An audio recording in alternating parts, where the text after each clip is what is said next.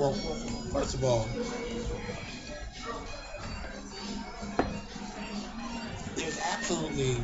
there's absolutely no way that we can justify what Zimmerman did. It was clear that he was outside the scope of his authority. He was outside the scope of his responsibility, and he was also outside the scope of reality. Number one, a child walking in a community is not a threat. There was no indication in any of the facts that he was looking at someone's house. He was circling cars. He was walking in a community. So as it relates to two individuals, one being a neighborhood watch person and another one being a child walking home, there's absolutely nothing that could have led this situation to where it was, except for Mr. Zimmerman being an over-aggressive, inappropriate watchman with a gun. That's why, to a certain extent, and I believe in our constitutional right to carry arms, but some people just shouldn't have weapons. Guns are not supposed to be used for protection per se, because if someone's going to rob you, and you got a hidden gun, the only time you're going to get to use that is after they finish robbing you. It's not like the Wild Wild West. So it's not a true form of protection. It's really a way of shooting back at a person that's already shooting you, or surprising a person that may not have a weapon. And that's what happened in this circumstance. What I heard in the facts is that Zimmerman saw someone that he wanted to accost. He didn't see him committing a crime. He wanted to accost this child. He did that. The response he got was not of his liking. Okay, that's what happened. I don't even believe in the fact that the child ran. I really believe that Zimmerman provoked him to the point where he felt as though he had to defend himself. When he defended himself and shot Zimmerman, he got the best of Zimmerman, and then Zimmerman used the weapon in order to, what he says, to save his life. But what he did was he brought a gun to a fist fight. And in any state, I'm not sure about any other states other than Maryland, but in Maryland, that is not true self-defense. You cannot use a gun on an unarmed person. You cannot say the concrete and the sky and the air is a weapon. I mean, that would never work in the state of Maryland. If you have a gun, then I can use a gun under our self-defense laws. If you got a stick, I can use a stick. But if I put up my fist and refight, you cannot bring a knife to that battle. You cannot bring a gun to that battle. So the reason why he was found not guilty was because he was in Sanford, Florida. If he was in any other state in the Union that didn't have to stand your ground, and they didn't even use that defense, this was a straight self-defense argument. That he did not have to take the stand and actually put his side on. You guys notice that he never took the stand. And hopefully we'll get to talk about that in a little bit as to why it was a brilliant defense strategy not to put him on the stand. Based upon what Mike said, are we glad we live in Maryland?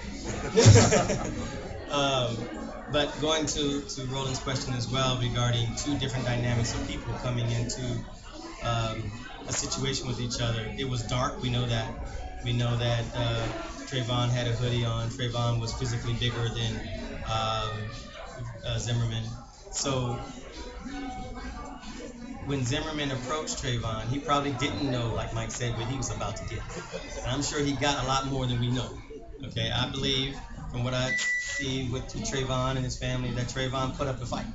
That Trayvon, when he felt accosted, when he felt like he was being threatened, he did what he would do and what all of us would probably do, and that was to try to protect ourselves. Mark, so, if he felt threatened, why was it that he was standing his ground? Well, he's dead, and so therefore it doesn't become relevant. That's the problem. If Trayvon was injured, then he could have definitely used stand your ground. But Trayvon is dead, so therefore he had no defense. The spirit is his defense. Right. So from the standpoint of these two individuals coming into contact with each other in the middle of the night, in the dark. Now remember, Trayvon was walking in the light. Okay, before all this happened, Trayvon was walking in the light. He was walking where George Zimmerman could see him in his car. When he began to move, he moved toward the middle, toward the dark, because he was trying to get to his father's house. And if I stop there for a second, all of us church-going people, it's interesting that he was trying to get to his father's house. Now think about that for a minute. Okay? because long term, that's what's going to stay on George Zimmerman's mind. This man trying to his father. But the point is that when Zimmerman got approached or tried to accost, like Mike said, Trayvon, he didn't know what he was about to get, and he didn't know who he was about to get in front of. And he called them punks because also, if you don't know, I think it was a week or 10 days prior to that, there was a robbery in that neighborhood of 3 black boys that went in and robbed somebody. And so George Zimmerman was at this predicated, I'm going to get them punks, because what he saw was 3 punks that got away, and he decided that Trayvon was that type of person, where we found out that Trayvon wasn't. So you got this dynamic where 2 people come in the middle of the night and meet each other, both with 2 totally different ideas of what's going on. And what ensued was that George Zimmerman was overzealous with his axe, with his gun, and with his, like Maurice said, with his mindset. And a lot of this goes back to mindset of both of them, but the mindset that he was a cop and that he had all the rights thereof. And I'm sure that didn't hurt that his father was a judge and felt like he could get away from it. So, you got to look at the pieces. There's so many pieces to this thing we're going to talk about. But you got to look at the pieces of that puzzle to say, you got 2 people coming from different backgrounds, from different situations, in the middle of the night, in the dark. And what ensued, none of us were really going to know, because I believe George Zimmerman lied a lot. But at the same time, some of the things that, the sin of omission, when he didn't get on the stand, the sin of omission was, we don't know.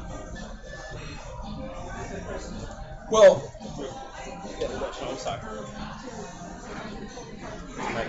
My question is, what do you think would have happened in the trial of Trayvon Martin versus the state courts if George Zimmerman was killed because of the rest? What do you think? The question is, what would have happened had it been in reverse? Trayvon Martin was George Zimmerman and vice versa. You're saying if Trayvon was George Zimmerman? Or if the roles were reversed? No, he said the roles were reversed. He's saying that Trayvon Martin actually killed George with his gun. Got it. If Trayvon took his gun and killed him. Oh, well, as a defense attorney, one of the things I don't do is I don't speculate, and we all know, what would have happened. And, the reason why, we have to really be careful of just looking at race. We are really kind of stuck in our own way of dealing with stereotypes. So what ends up happening is, we expect the worst because that's what we're just used to. We're used to, things happening bad to us when it comes to the judicial system. When my clients go in front of the judge, they always think the worst because that is what history has told us, and that's what we have seen. We've seen racism. We live it today. And at the end of the day, what I try to do for my clients is not think about the worst. I think about brighter days.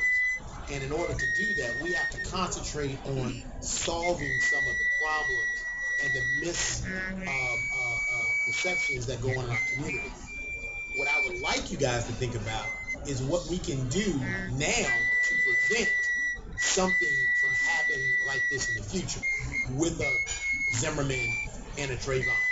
But I want you to go a little further, because we also have to concentrate on, and I have to agree with some of the things that are going on in the media right now. What are we doing? How really upset are we dealing with the black on black crime that we have in our community? Are we picketing? Are we boycotting? Are we doing the things necessary to make sure that no young child, white, black, green, or yellow, is being killed with guns, over drug wars, over turf wars? Are we picketing for all of the issues? Or is this the only thing that's going to make us rise to the occasion and start picketing everywhere? I think we should be boycotting every single day a black child loses his life. And until we start doing that, until we start making sure that no children and no child loses his life senselessly due to gun violence, due to drugs, and living in the wrong community, that's when I think we can have some change in our community. Well, I just want to say one thing before I pass on to Maurice. Profiling is a very uncomfortable feeling. And in this case, I believe that Trayvon Martin felt that. Of course, we couldn't hear any of the things that he had to say about it. But George Zimmerman, if he was trained, going back to one of the points that Maurice made, if he was trained to do his job the right way, the better approach would have been, can I help you?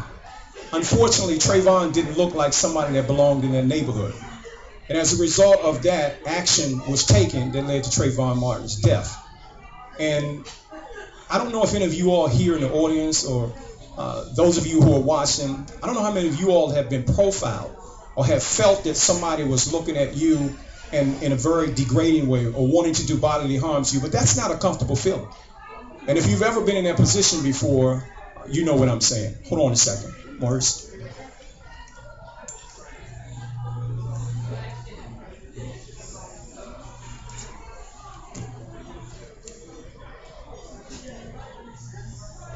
One of the points that I made was that, and this goes back to my experiences working with adults and juveniles as a correctional officer.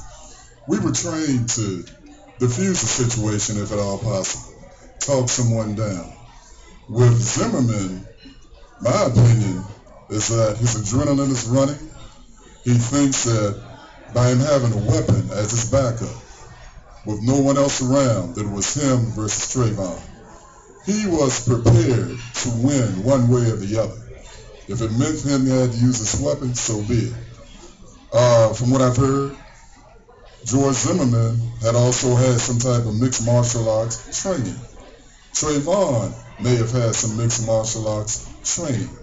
It began into a one-on-one situation in which Zimmerman may have been losing. I'm inclined to believe that he was losing. And he had to save himself and save face. That's when he pulled that weapon. How close he was, I've also had a question about that. Because they can determine the powder burns, how much residue is on the hands of Zimmerman when he pulled that weapon, and how much residue is also on Trayvon. So was it a situation that could have been avoided? By all means, yes it could. Zimmerman feels that he's gotten away with it.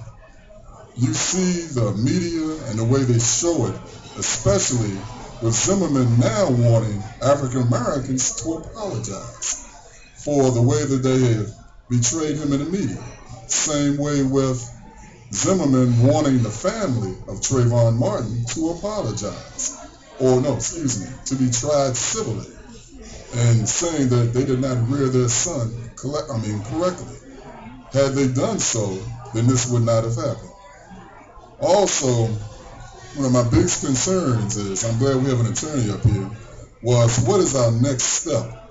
If we decide to pursue this civilly, or if we decide to pursue this federally in federal court, what is our outcome of winning? Because I look at it as we're fighting a system of racism like we can't begin to believe. The system is so large. When you look at multi-billionaires like the Koch brothers, when you look at people who we don't even know, George Zimmerman can be relocated at any time and go to another one of these states and be held as a hero. When you look at people like Ted Nugent and other people who blatantly come on the media each and every day, and they are patting him on his back. When you look at what could have been a president named Mitt Romney, who behind the scenes would have patted him on his back for what just recently happened. We are fighting the system, and it's so big. My question is, if we take this to federal court, how do we prepare to fight the system as is? And if we win, we cannot stop fighting. Because in 2014, you got the Tea Party. You have all these other factions that must be addressed. Once we start this fight, it never ends. We will fight, because there is no win. Because the system, and I'm going to get off in a minute, precludes to when Obama was first elected, they were in the back room wondering how they were going to get rid of him during this man's election, the day he won the election. What do you think's going on right now? And how do you beat the system?